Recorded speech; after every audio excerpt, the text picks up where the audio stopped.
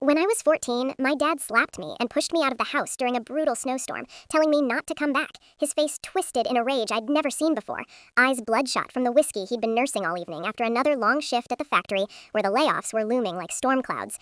And I stood there on the porch, the snow whipping against my thin pajamas, my bare feet already numb from the icy slush pooling on the wooden steps, my cheek stinging from the blow that had come so suddenly after I'd snapped back at him about not wanting to do the dishes again while he just sat there staring at the TV.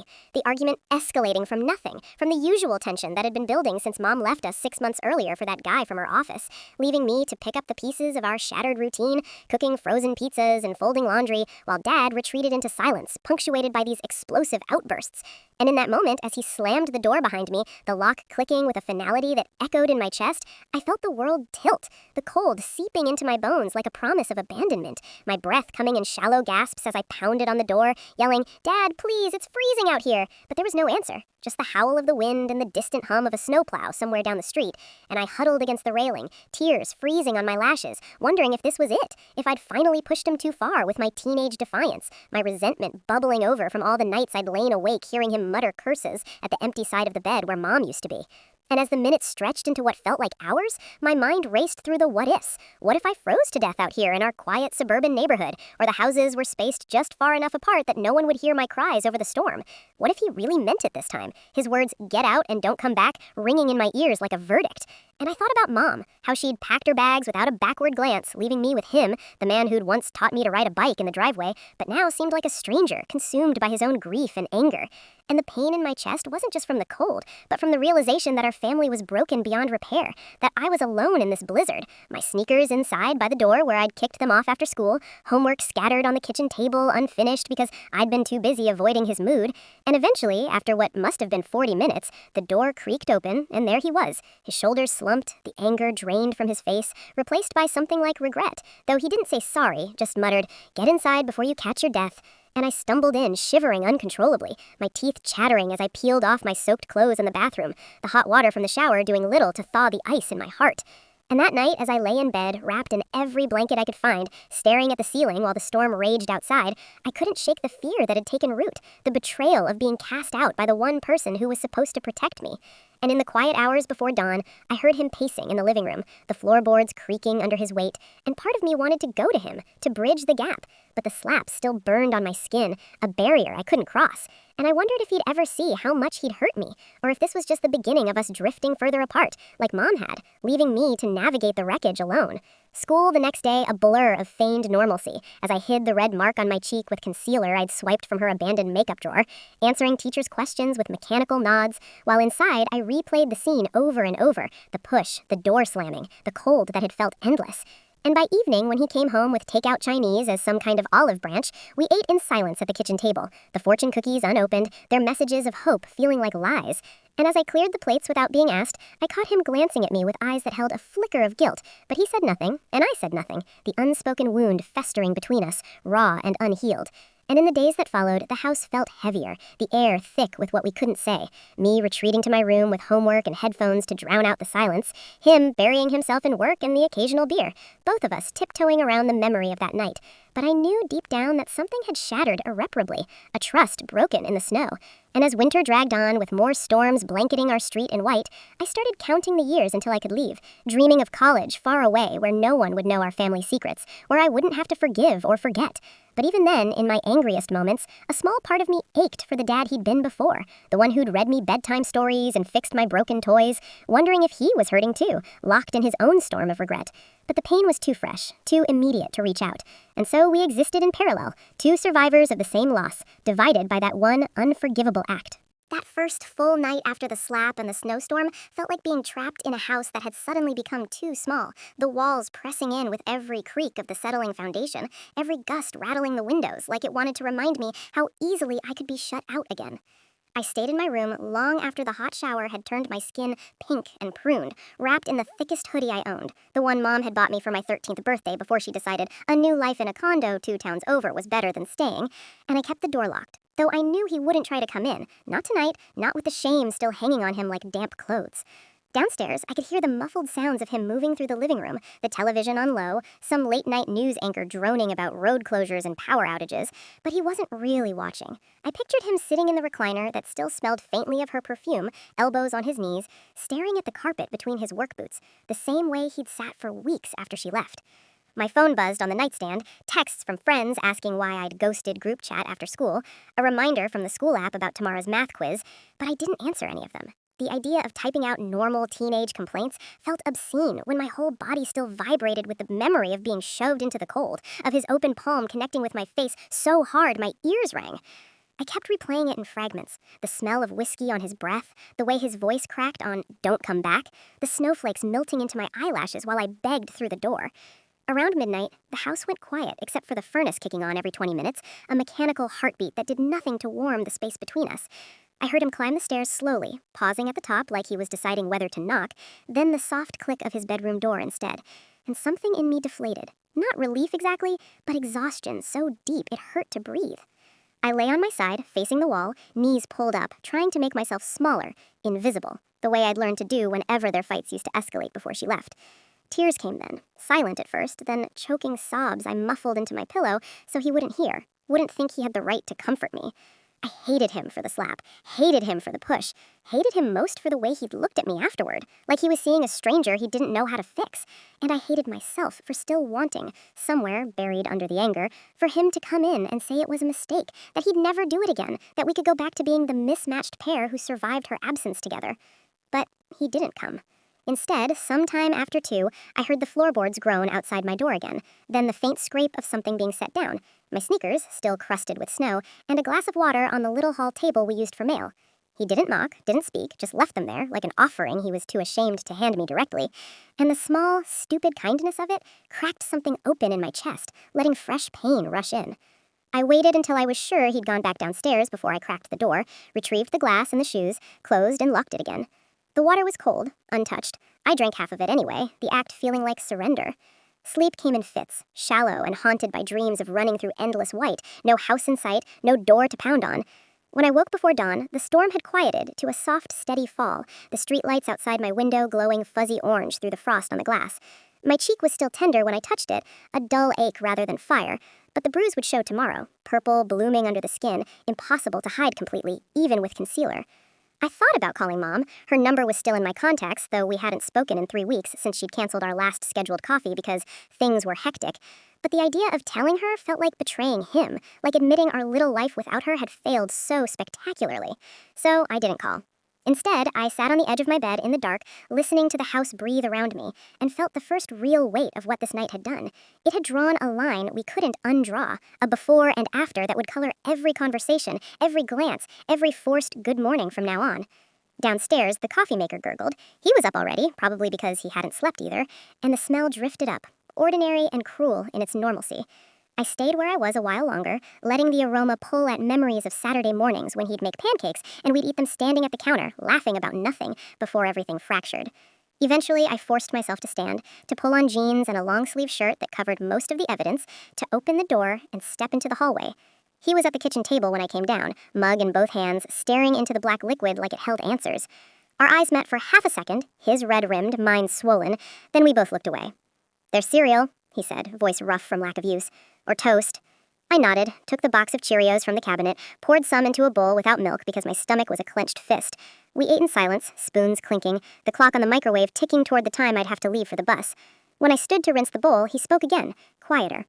I shouldn't have done that. It wasn't an apology, not really, just a statement, flat and factual, but it was the closest he'd come to acknowledging the night before. I didn't answer. I couldn't. The words were stuck somewhere behind the lump in my throat. I grabbed my backpack, slipped on the sneakers he'd left outside my door, and walked out into the cold morning without saying goodbye, the door closing softly behind me. Outside, the snow had stopped, leaving everything muffled and pristine, but inside me, the storm was still raging, colder now, more contained, waiting for the next gust to break it open again.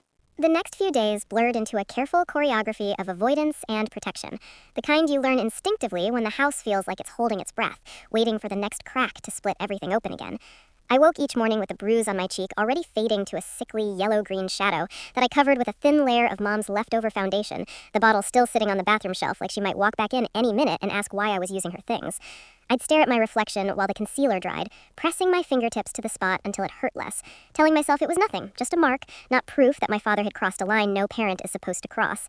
At school, I kept my head down, hood up in the hallways even though the heat was cranked high enough to make everyone peel off layers, answering questions with shrugs when my best friend Mia asked why I looked like I hadn't slept in a week, muttering something about a stomach bug so she wouldn't push, because explaining would mean saying it out loud. My dad hit me, pushed me outside in a blizzard, told me not to come back, and once the words left my mouth, they'd become real in a way I wasn't ready for, not when I still had to go home to him every afternoon. He started coming back earlier from the factory, the layoffs rumors turning into actual pink slips for half the line, so he was home by 4 most days, the truck rumbling into the driveway while I was still pretending to study at the kitchen table, textbooks open to pages I hadn't read. He'd nod when he walked in, set his lunchbox by the sink, ask in that low, careful voice how school was, and I'd give him single-word answers. Fine, okay, whatever. Keeping my eyes on the notebook where I doodled overlapping circles instead of looking at him, because looking meant seeing the guilt still etched around his eyes, the way his hands shook slightly when he poured coffee, the way he flinched if I moved too quickly near him like he expected me to flinch back.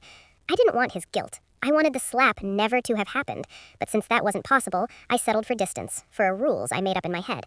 No talking about Mom unless he brought it up first. No sitting in the same room for longer than necessary. No accepting help with homework, even though algebra was kicking my ass and he used to be good at explaining it.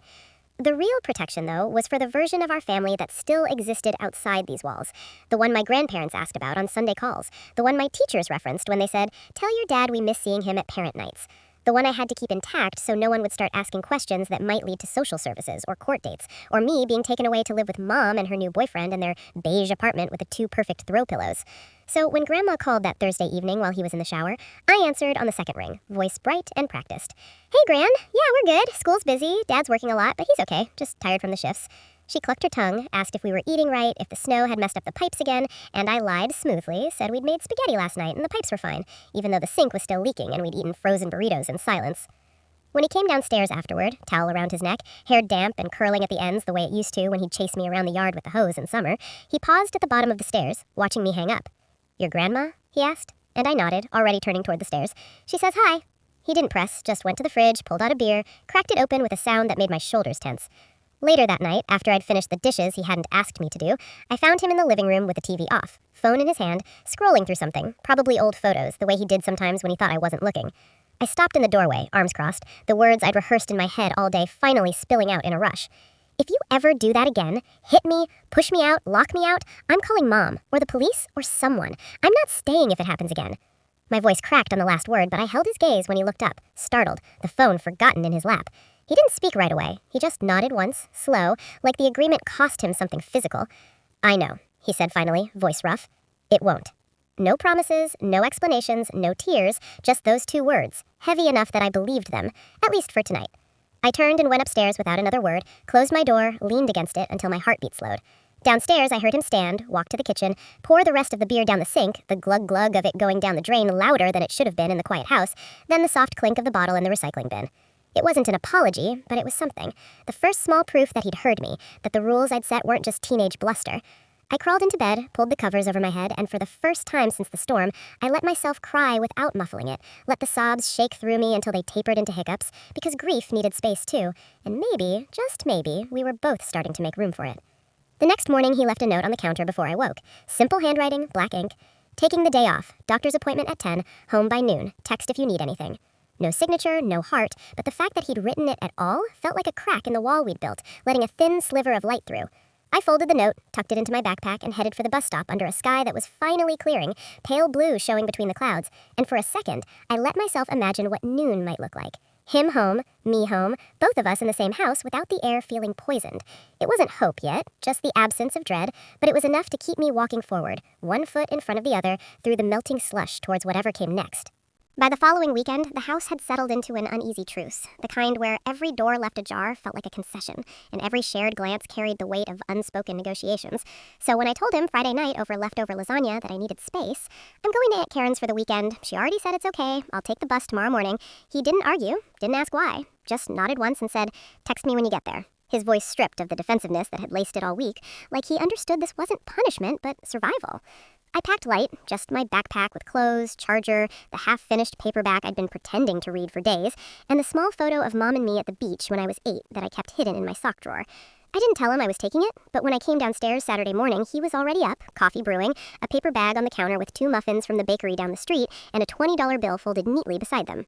"For the bus fare and whatever else," he said, without looking up from his mug. And I took it, because refusing would have turned the gesture into something bigger than it was, a battle neither of us had the energy for. The bus ride to Aunt Karen's took an hour and change, the windows fogged from the heater, snowbanks along the highway already shrinking into dirty gray piles under a weak February sun, and I spent most of it staring at my phone, scrolling through old texts from him, simple ones, home by 6, pick up milk, you okay?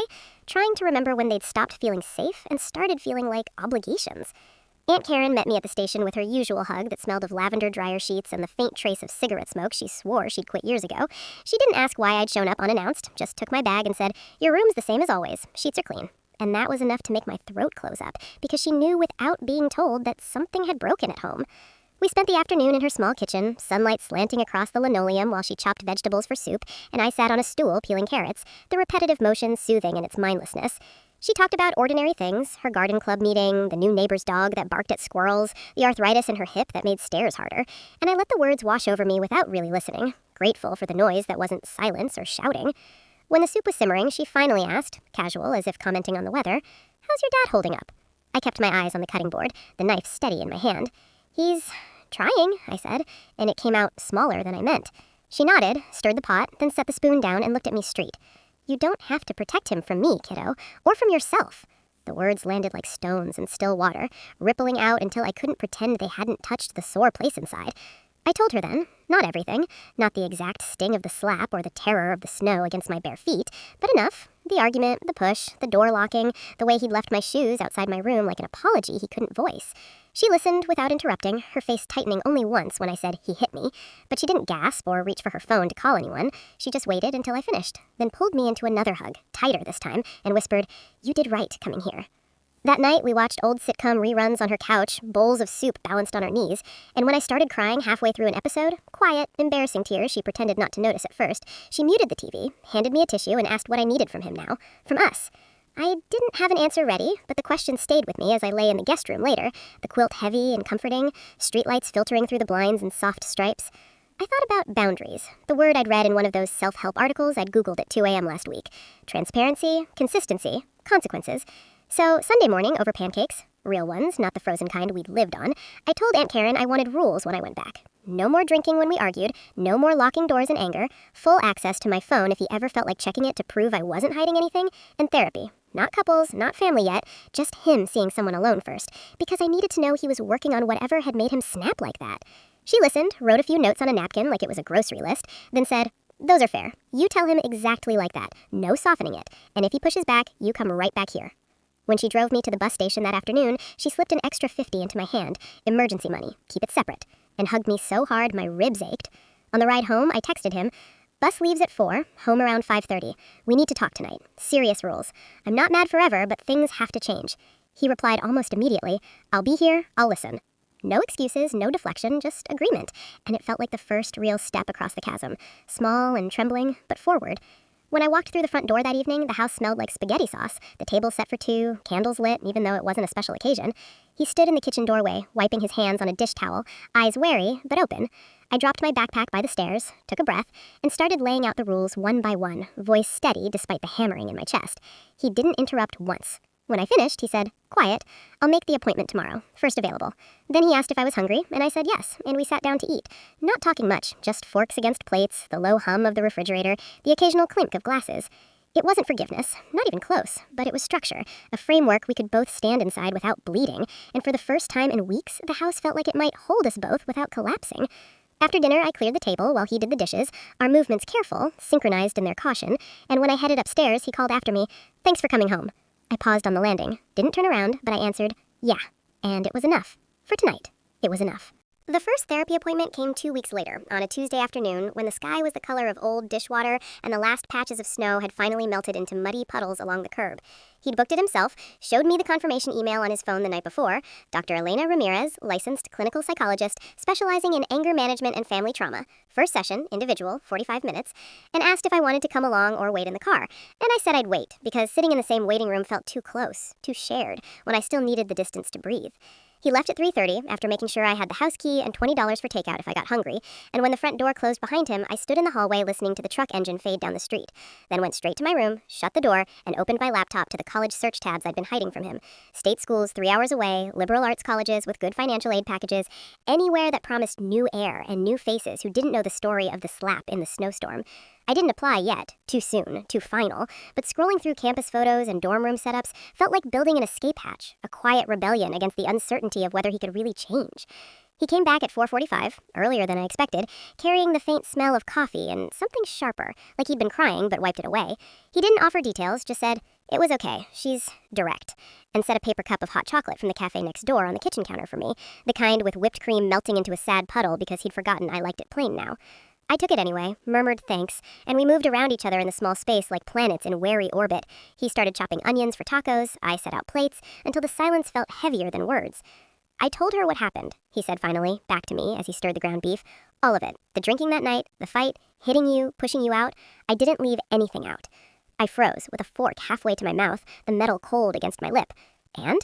He turned then, eyes red but steady. "She said it's good I came, that owning it is the first step. She gave me homework, journaling the triggers, breathing exercises when I feel the anger rising. Said we could talk about family sessions later when I've done some solo work." I nodded, swallowed the bite I hadn't really tasted.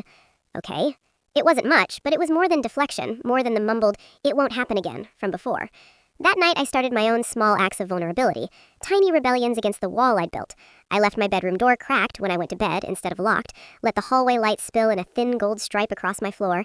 I answered his "how was school?" question with an actual sentence. We got our history project back. I got an A- instead of a grunt. The next morning he asked if I wanted to ride to school instead of the bus, and I said yes, surprising us both.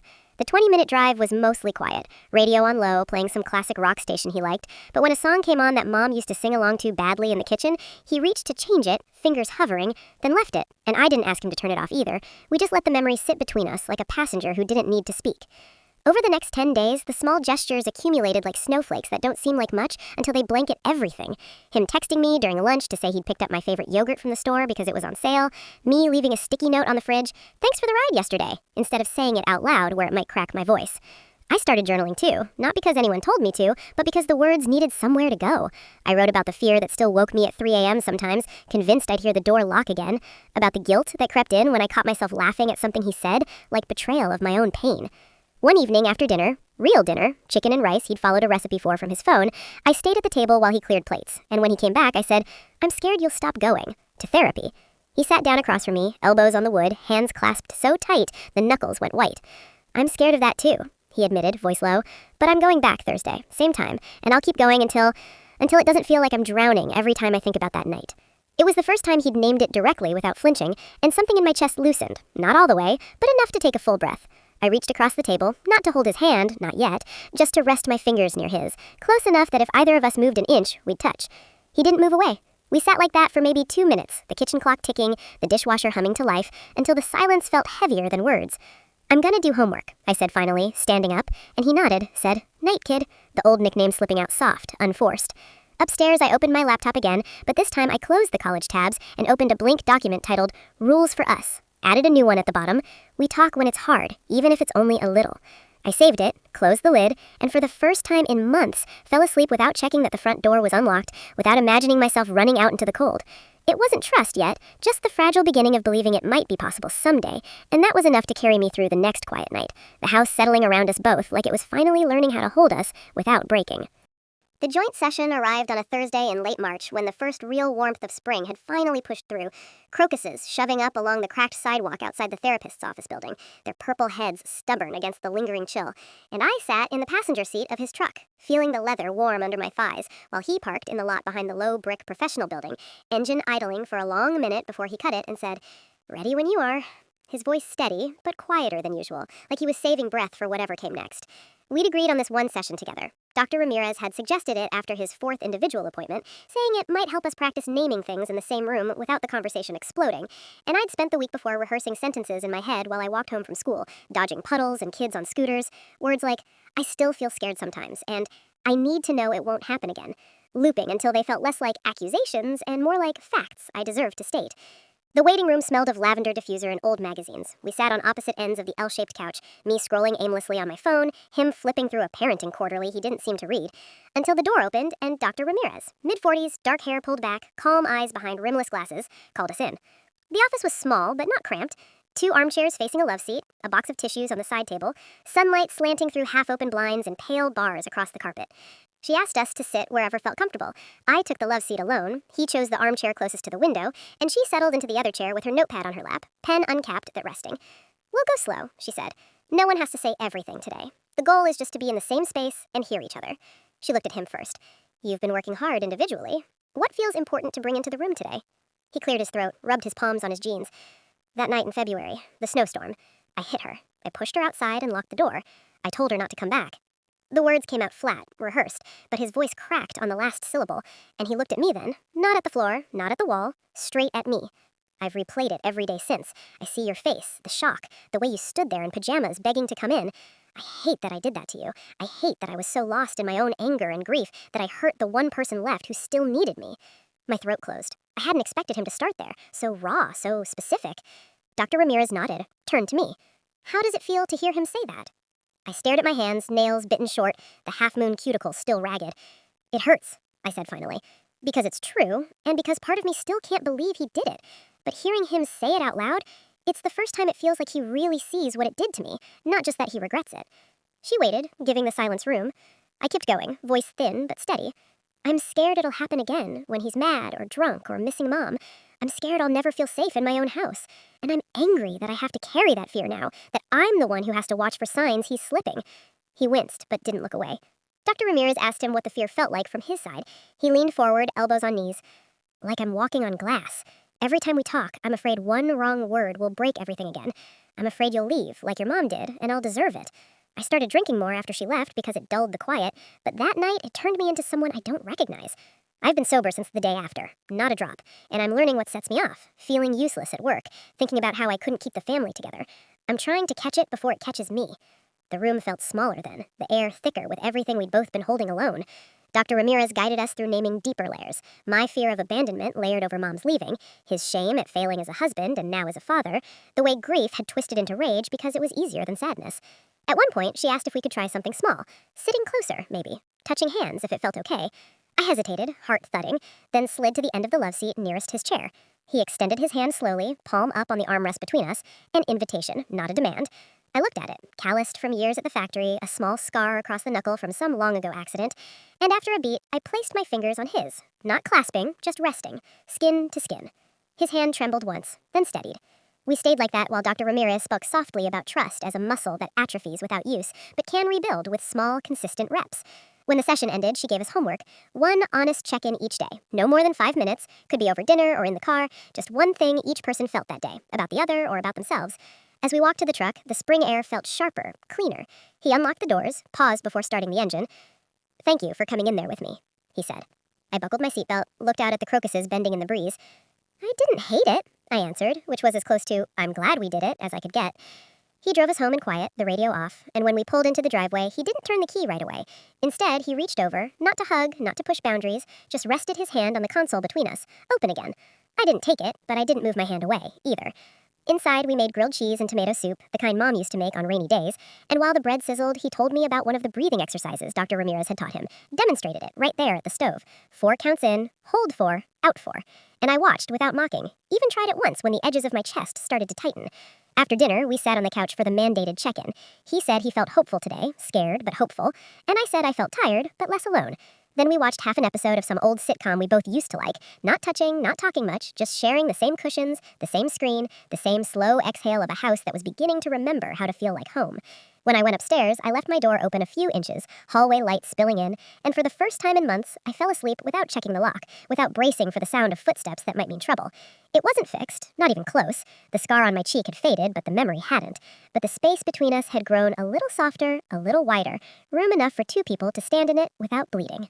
The idea for the family trip came from Dr. Ramirez in our third joint session at the beginning of April, when the forsythia bushes along the front walk had finally burst into yellow, and the air smelled like wet earth instead of snowmelt. She asked what small, contained thing we could do together that wasn't just surviving the house, something that forced us to share space and time without the easy escape of separate rooms or screens. And after a long silence, where I picked at a loose thread on my sleeve and he stared at his hands, I said, maybe camping, half joking, because I remembered the old tent in the garage attic, the one we'd used exactly twice before Mom left, once at the State Park Lake and once in the backyard when I was 9 and wanted to pretend we were explorers. He looked surprised, then nodded slowly. If you're up for it, he said, and Dr. Ramirez smiled the smallest smile, said it could be a test run for trust and motion, literal movement, new scenery, no familiar corners to retreat to. We booked a site at the state park 2 hours north for the last weekend in April. Nothing fancy, just a tent pad, fire ring, and access to the lake trail. I handled the packing list on my phone while he checked the tent poles for rust and bought new batteries for the lantern, and the quiet collaboration felt strange, but not bad, like muscles remembering an old rhythm. Friday afternoon, he picked me up from school instead of letting me take the bus, the truck bed loaded with cooler, sleeping bags, and the tent in its dusty green bag. I climbed in without a word, buckled up, and we drove north on the highway where the trees were finally greening, radio tuned to the oldie station he liked, volume low enough that we could hear each other breathe. The first hour passed mostly silent, except for the occasional comment, "That's the exit for the gas station with the good coffee," or, "Remember when you used to sing along to this song off-key?" And when we hit traffic near the tolls, I didn't snap at him for choosing the slow lane. I just stared out at the line of cars and let the tension sit without feeding it. At the campground, the ranger handed us a map and a warning about black bears being active, so we locked the cooler in the truck cab and set up the tent on a flat spot under tall pines, the ground still soft from spring rain.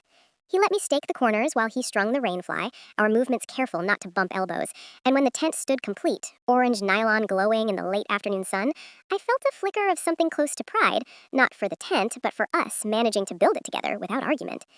Dinner was hot dogs roasted over the fire he built methodically, newspaper, kindling, logs in a teepee shape the way he'd taught me years ago. We ate sitting on logs, mustard dripping onto paper plates, and when the sun dropped behind the ridge, the mosquitoes came out, so we retreated inside with the lantern hung from the center hook, its soft yellow light making shadows dance on the nylon walls. That first night, we talked, really talked, for the first time since before the storm. I started, voice low so it wouldn't carry to the next site over. I still dream about it sometimes, standing on the porch, snow in my hair, thinking you were going to leave me out there to freeze. He didn't interrupt, just nodded, waited. It makes me wake up sweating, checking that my door is unlocked. He exhaled long and slow. I dream about it too. I hear the door slam in my head, see your face through the glass, terrified, betrayed, and I wake up reaching for the knob to let you back in, but I'm already in bed and you're upstairs and it's too late. The admission hung between us, raw, and for once, I didn't push it away. "Why did you do it?" I asked, the question I'd held like a stone in my pocket for months. He rubbed his face with both hands. "I was drunk and scared. Scared the layoffs were coming, scared your mom was never coming back, scared you were growing up too fast and pulling away like she did. I felt like everything I loved was slipping through my fingers, and when you snapped at me about the dishes, it was the last thread, and I just broke. I wanted to hurt something the way I hurt. I chose you.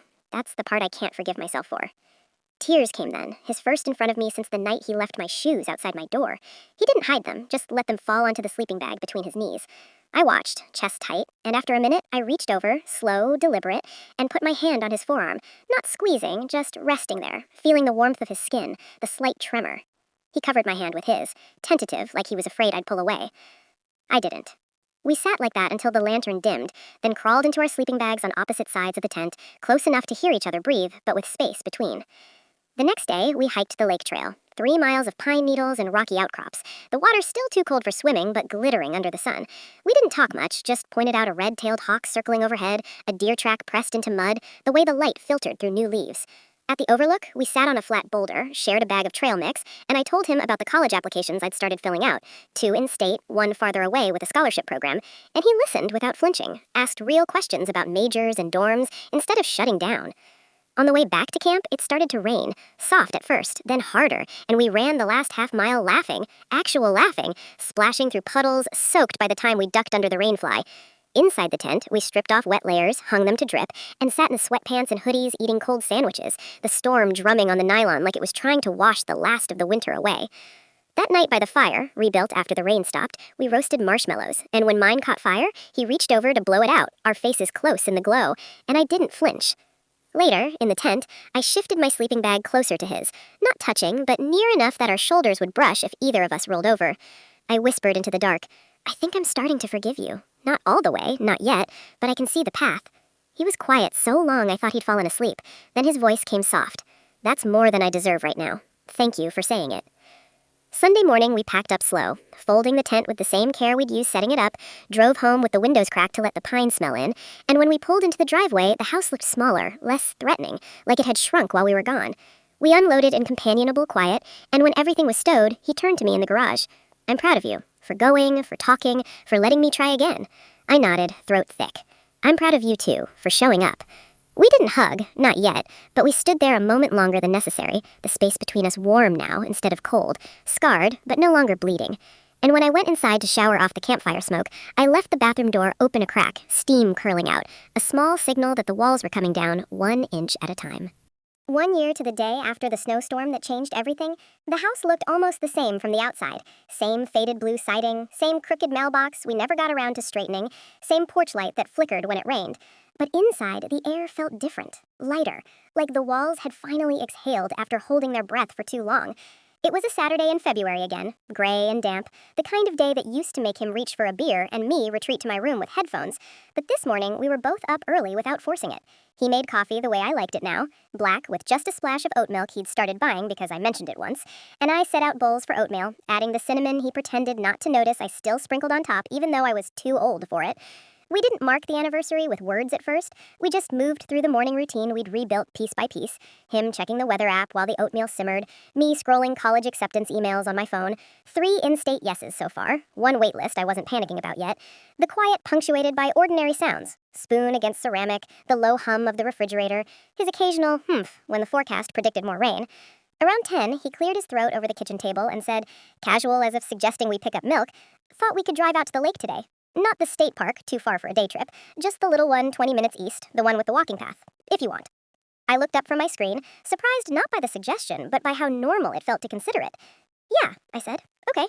We bundled into coats that still smelled faintly of last fall's bonfire smoke, grabbed thermoses of coffee, and drove with the windows cracked despite the chill, letting the damp air carry the scent of wet pine and thawing earth. The parking lot at the lake was empty except for 1 other car. We walked the gravel path side by side, not touching, but close enough that our sleeves brushed when the trail narrowed. The water was steel gray, rippled by wind, and the bare trees along the shore looked stark but not dead, buds already swelling at the tips, proof that winter always ends even when it feels endless. We didn't talk about the slap right away. We talked about small things first. How the factory had kept him on after the layoff scare. How my history teacher had recommended me for an honors seminar next year.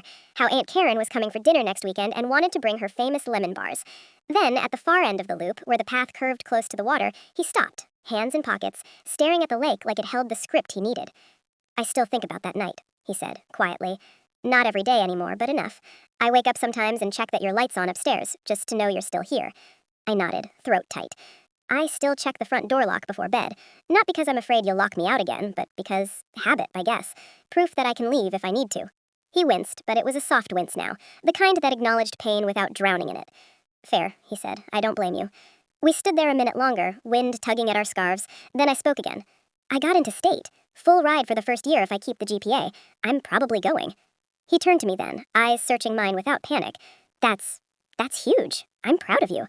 No, "don't go," or "what about us," just pride, clean and real. "I'll come back for breaks, and weekends sometimes. It's only 3 hours. He nodded, swallowed. "I know, and I'll visit if you'll have me." We started walking again, slower now, and I felt the last knot in my chest loosen. Not disappear, but ease enough to breathe around.